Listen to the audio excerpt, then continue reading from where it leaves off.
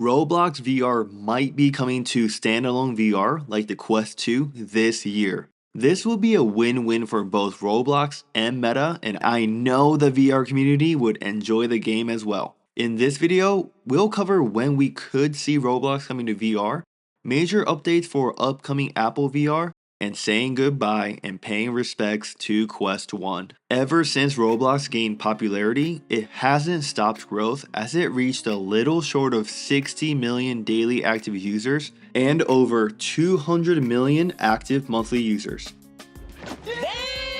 This actually isn't the first time someone mentioned that Roblox might be coming to VR through the Quest headsets. During an investor call in 2021, CEO Dave Baszucki mentioned that it would make perfect sense for Roblox to be on Quest. If we're talking about Roblox to VR in general, the game is already available through different headsets through PCVR, where you'll have to connect your headsets to a PC in order to play. This current rumor is solely referring to native Roblox app support on Quest 2 and is a fully standalone game without any connection to a computer. I can't speak for the Roblox community as that's not my realm of expertise, but at least for the VR or Quest 2 community, this would be nothing short of amazing for pretty much everyone, to include VR gamers all the way to anyone who invests in Meta through stocks. The majority of VR users are using their standalone Quest 2, and knowing Roblox's popularity, there will be so many players that will enjoy and spend countless hours on the game. Even for the investors, the partnership between the two companies will bring in a lot of revenue, and since both Meta's Reality Labs and Roblox losing money, the partnership could alleviate the loss.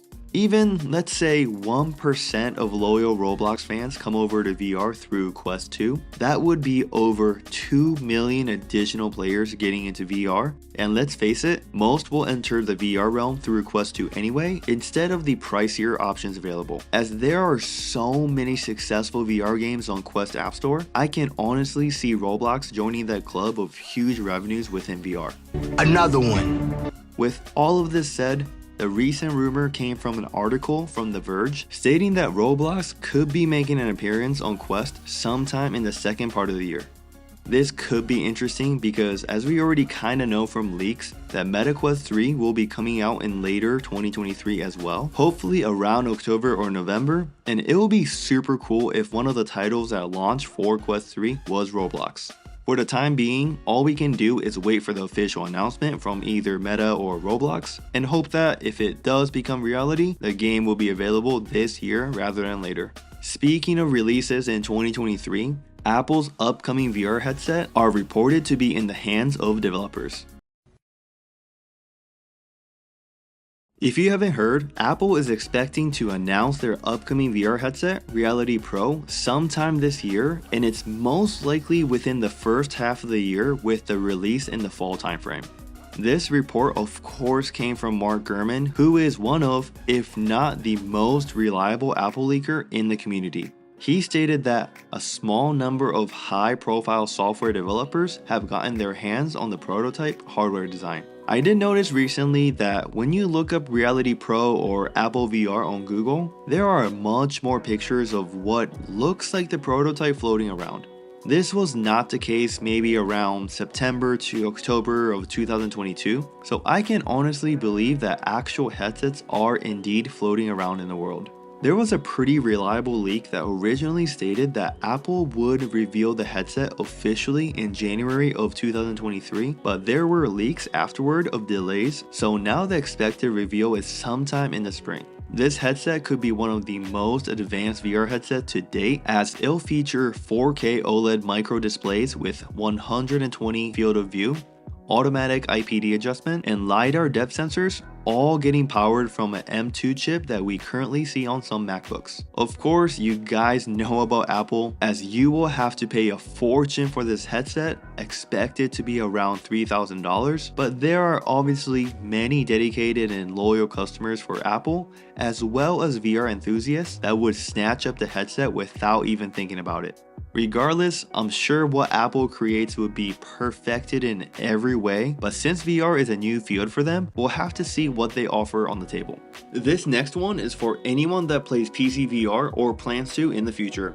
Right now, there are so many different ways to connect your PC to play Steam games, like the native AirLink feature, third-party apps like Virtual Desktop, or directly through D-Link's VR AirBridge USB dongle. Well, there is another way that claims to reduce latency by up to 20%. The AX1690 chip by Intel is their newest high-end chip that features double connect technology, or DCT. Traditionally, your headset will be connected to the Wi-Fi router, which is connected to your PC to play PCVR games. Now with the DCT capable chip, the headset will be directly connected to your PC wirelessly instead of going through the router, while the PC is also connected to the Wi-Fi router through a different connection. Unlike AirLink or Virtual Desktop, you don't have to worry about being near your router to improve connection, plus your PC does not need to be hardwired. The latency decrease of up to 20% is claimed by Intel themselves, so no one knows the actual improvement in latency, but a developer over from Virtual Desktop disputes this claim, so we'll have to see a comparison test once the test is able to be conducted.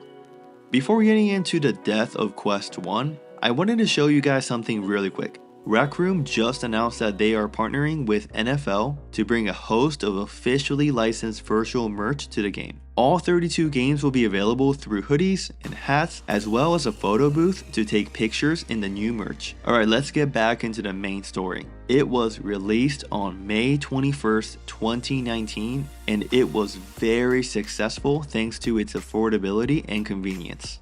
Yes, I'm talking about the original Oculus Quest. The glory days of Oculus Quest are now in the past, and Meta is ready to send the headset to the graveyard. Can I get a moment of silence for Oculus Quest 1?